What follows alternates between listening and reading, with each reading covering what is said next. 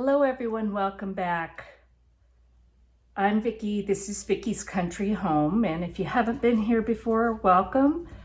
If you like what you see, please go below and hit the subscribe button and all notifications, and that way you get notified anytime I upload a video. Today I'm going to do something that I've talked about a lot, and I've had questions over the years because as most of you that have watched my videos know, I like to buy things in bulk. I like to get things when I can. I like good quality, all of those things. So I buy in bulk. But then what do you do with it? And for me, it depends. I use various methods, but one of those is storing in buckets with Mylar bags. And that is for long term, although some of it more medium term also. And I just got these regular rolled oats from Azure Standard. It's a 25-pound bag. And obviously the two of us are not going to go through that very quickly. So instead of trying to find lots of containers and then find a place to store all those containers, I am going to put it in a 5-gallon bucket that I also got from Azure Standard. And I'm going to use a Mylar bag. It's kind of metallicized with plastic coating, and it protects from light, air, moisture, all the things that can damage something like this rolled oats. And if you seal it properly, your food can last many, many, many years. So this, I believe, is a 6-gallon bag that I'm going to use in the 5-gallon bucket, and I may have to cut it some. We'll see. But you can get different size bags. You could get, I don't know if this is 1 gallon or 2 gallon. I don't remember. But you can get these, and these have zip top on them. You can get all different sizes. You could store those in buckets, and that's good for more medium term, or you can take one bag out instead of opening the big one. But I'm not going to do that today. That would take me forever because I have 2 bags of these oats. So I'm going to put them in the buckets with the big bag. And then I'm going to get as much air out as possible. And that will help protect these oats for many years. So first thing I'm going to do is try and get this bag to fit neatly. I'm doing this on a step stool so you can see what I'm doing, because otherwise it would be on the floor. I definitely can't reach this top. So what I do is I put the bag in and I start trying to smash it down and get it as flat on the bottom as I can. And it's not going to be perfect because there's no gussets, the little pleats in the bottom of this. Okay, so not perfect, but that's the idea. And then I can put the oats in there. So hopefully you can get the idea on this.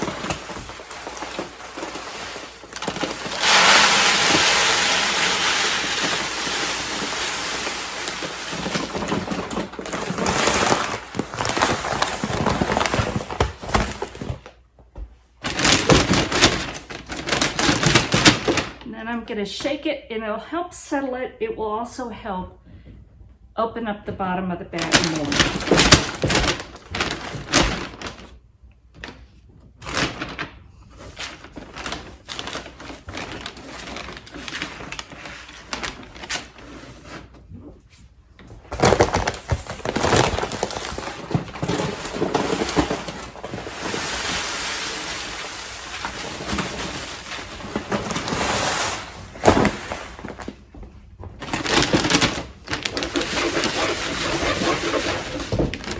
you don't want to fill this all the way to the top.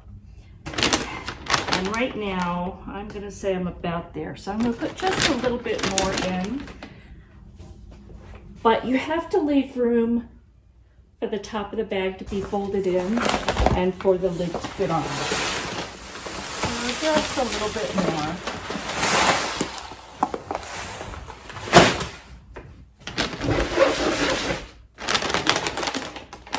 And I don't know if you can tell. It's, you know, I think I could put a little more in there. I'm not going to get this whole 25-pound bag in here, which is okay.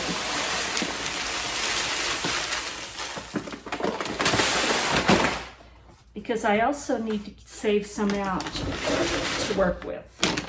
Okay, that's I think where it's going to go. And then what we're going to do is try and get as much air out of this as possible. Now, I can put an oxygen absorber in here, but I think this stuff is in there pretty well. So I don't think I'm going to use one for that. But I will smash as much out as possible. Now, the question is, how do you seal it? I have used a piece of 2x4 with an iron and gone across it. Other things, but what I have found works best is this is a flat iron for straightening hair, a hair straightener. Works like a curling iron, except it's flat. So I'm going to turn on my little flat iron and let it heat up for a minute. And you can see I've turned it on, it's blinking, and once it gets up to temperature, it's going to be a solid light. And it doesn't take very long. But I don't leave this turned on because we're off grid. Any kind of resistive heat tends to use a lot of power, so waiting for it to heat up. And that quickly, it's heated. So again, I'm going to start out on one side of this bag. And I want this bag to be mostly full, but I want to leave a little room at the top of the bucket because we're going to have to fold the bag in and make room for the lid. So you just need to leave a little space up at the top. So what I'm going to do is get one side straightened out like that. And I'm going to start on that side and just slide this along. And it's hot, so you have to be careful as I get my fingers hot. But it's best to get it as straight as possible so you get a good seal. So as you can see, I'm to about here. But I'm going to go further because I'm not putting an oxygen absorber in or a desiccant. I just want to make sure I get this thing really sealed well. I keep it moving because I don't want to melt the plastic. I just want to seal it.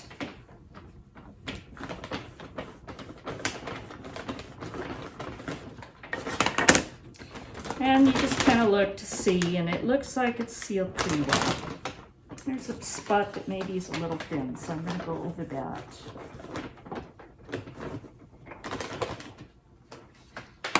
Okay. Now what you do, let's see if I can show you up here so it's a little bit easier. So this part is all sealed from there to there. Starting with the sealed side, hopefully it's not too noisy, I'm going to fold the bag in, leaving the open side there. And I'm going to push out as much air as I can.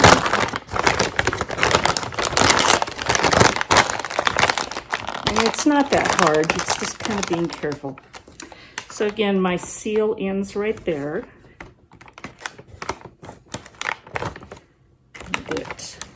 almost to the edge.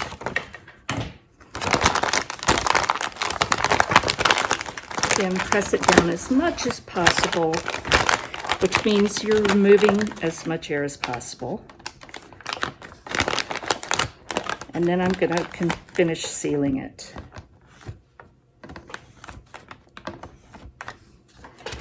There we go. So again, turn the heating iron, turn this off because again, it's using power. I'm not going to seal this bucket yet because I'm going to wait 24 hours just to make sure that this does not have any pinholes or anything else that air is getting in. And the way you would know is right now you can tell it's pretty flat. If it has any pinholes, you're going to be able to see air has gotten into that. I did not use an oxygen absorber on this because it's in there pretty tight packed and I'm sealing it securely. So I'm not worried about that in this case. Some things, yeah, you really do want oxygen absorber in. Now, a lot of people will immediately put lids on their buckets. I used to, I choose not to do that anymore. If you put your lid on immediately,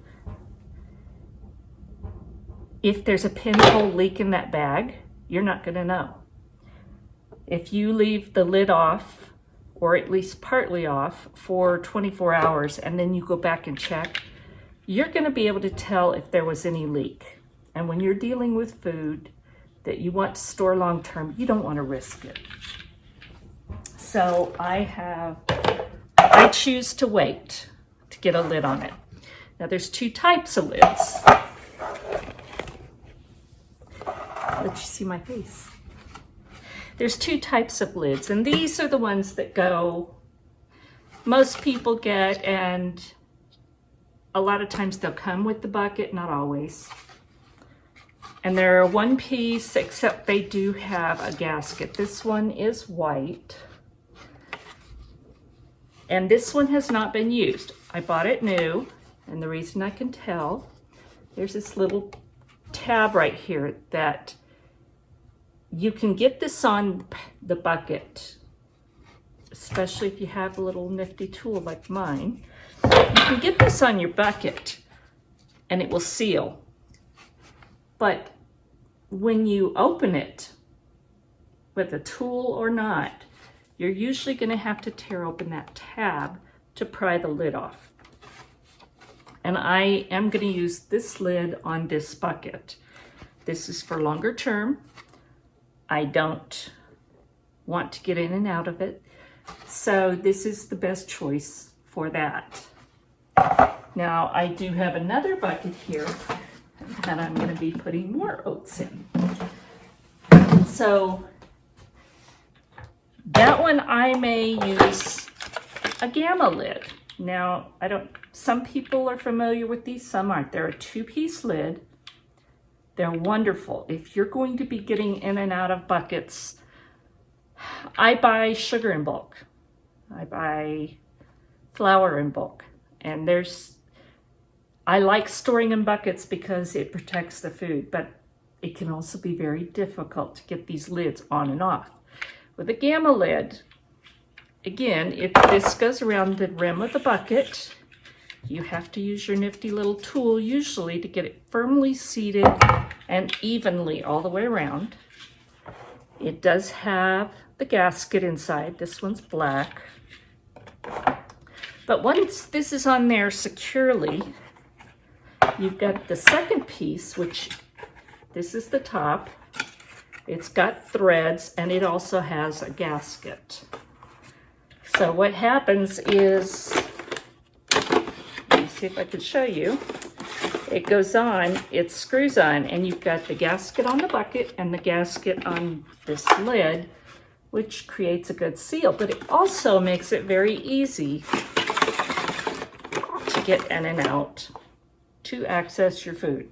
So if you're not familiar with these, check them out. They do cost a little bit, But the things you're going to use on a regular basis, they are completely worth it. So I'm not going to fully put this on the bucket. I'm gonna lay it on top, put something so my cats don't knock it off. And I'll come back and check it tomorrow before I put that lid on firmly, because I want to make sure that there's no leaks in the Mylar bag.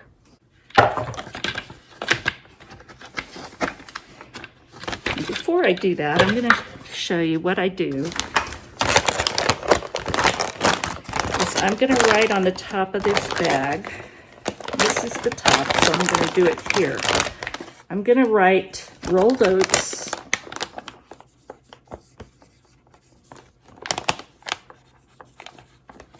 and today's date.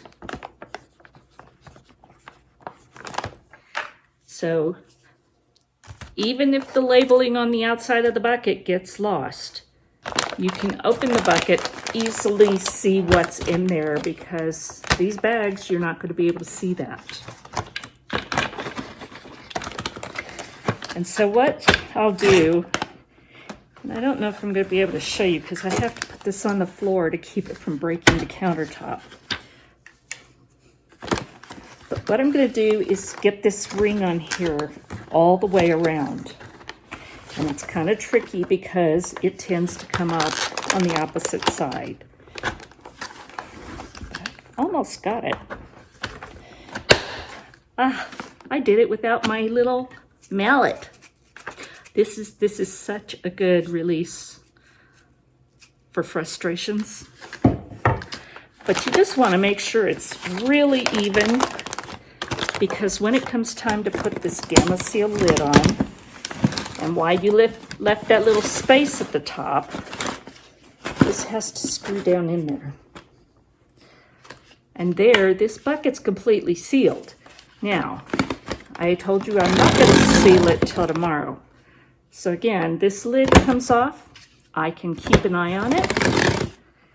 And then when I'm ready, this gets put away. And it helps safeguard my food.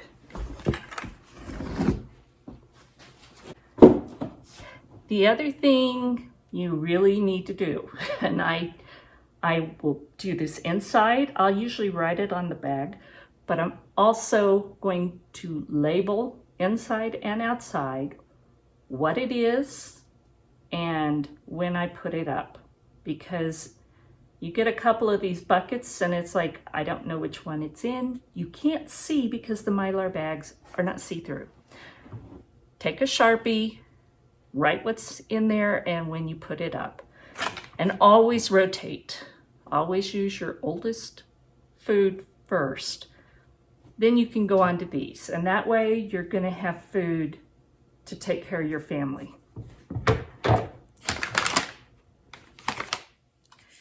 Now I talked about oxygen absorbers. I'm not using them in this case because I don't really need to.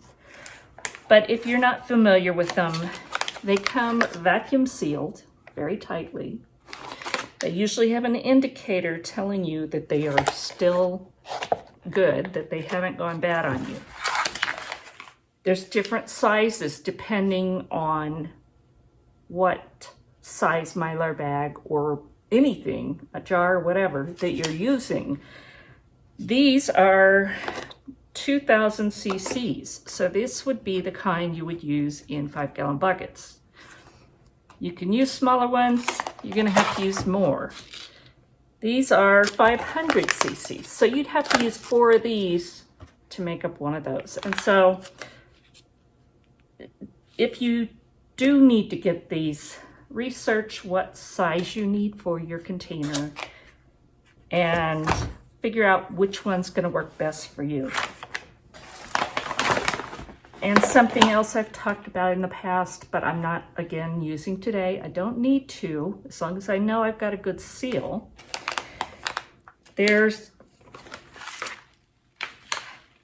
These are humidity indicators, which will tell you if there's humidity in your food. Now, humidity can cause your food to go bad.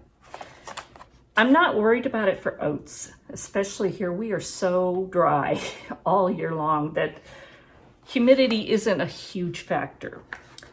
But if I were dehydrating food, whether vegetables, fruits, meats, whatever, and you're going to pack it up for longer term, humidity is your enemy and it can cause real problems. If you vacuum seal something or even completely seal something that didn't get dry enough. Jerky is one. I mean, there are certain things that you just need to know it's at a low enough humidity level. So these are indicators that will tell you if the humidity is low enough or too high. They're little dots, they're colored, and it'll show you, this is 30%, 10% is drier, but if it's getting higher, you need to know. And to help keep humidity out, you can get food grade silica gel desiccants. And again, it's little packets. And I know you've seen these in foods. Jerky, other foods come with these in there. Your freeze-dried foods always have something in there. And these absorb moisture and hold the moisture. So if you're doing anything like that, consider these because it's just another little safeguard to protect your time and money because you're putting this food away for a reason. So some things to consider. Now I told you those 2 buckets of rolled oats are for long-term and longer term, midterm, whatever. I want to keep that safe and I'm buying it at today's prices instead of inflated prices. So that's to me an insurance policy. It's something I'm going to use. I love making oatmeal crumbles for berries and wonderful dessert. I love oatmeal. So those are like an insurance policy. I bought them at today's prices in bulk, which usually is better. 25 pounds through Azure Standard was 24 something for that bag. So a little bit under $1 a pound. And all I have to do is store it. And I have shown you how I use the buckets to do that. But then there's also what I'm going to be using in the next year or two. And there's different things that I do for my everyday use. I usually have a half-gallon ball jar, and I usually don't use this kind of seal. I usually use a regular seal on it. That was just on there, keeping it clean. But I put it in a jar like this, and this is what I work out of every time I'm making anything. Because I don't have to worry about it. It's gonna protect it. I keep it in a cabinet so it's away from light, so it's well protected. You can also use other larger jars, gallon jars, whatever you have.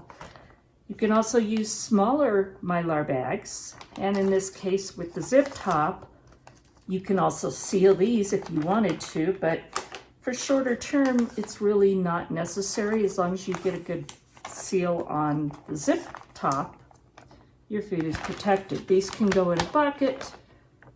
They can go in a tub, wherever you have a little bit more secure place to store it.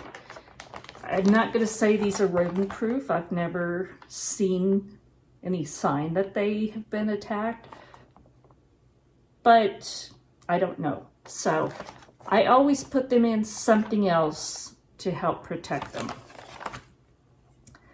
But day to day, I'm going to use glass jars because I think they're one of the safer ways of doing it. I also use things like this. Now this is not, it looks like a ball jar. It says ball on it, but it's not actually a canning jar. It is for storage, and it does have a gasket on it that helps keep things from getting air inside. I'm not going to use oxygen absorbers in something like this. This will be in my cabinet for everyday use. This will be on my shelf for refilling that. And to me, that's really the best ways of going about it. And yes, it can get a little bit tricky pouring from this big bag. Again, my handy step stool. When you're not tall, you have to figure out how to do it.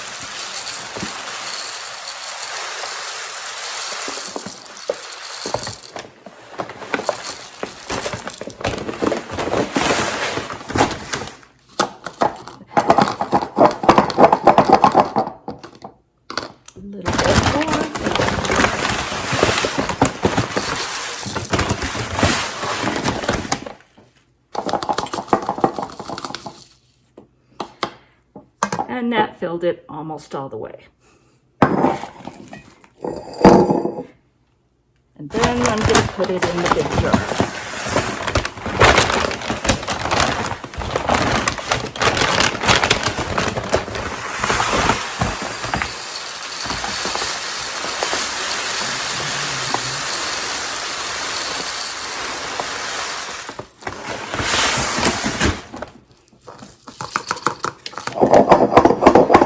And I've found shaking it and dropping things everywhere. Shaking it helps it settle down and hold more. There's my dog Buster who's throwing a fit. My neighbor's probably here getting eggs. And I will fill this as full as possible because, again, you're displacing air. Let me see if I can show you a little bit more. You're displacing air, which helps keep it good. So there we go. And I'll continue topping that off till I get it near the top.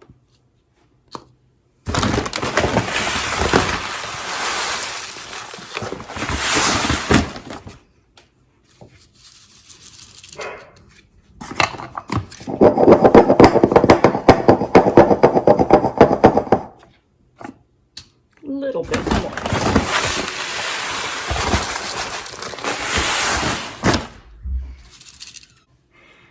So that jar is pretty full. Lid goes on. Oat dust out of the way. This one will get a regular canning jar lid and ring, and this is what I'll work out of. So I hope this gives you some good information, maybe helps you in some way, but this is how I do some of my long-term storage. Thank you for watching. God bless, and we'll talk soon.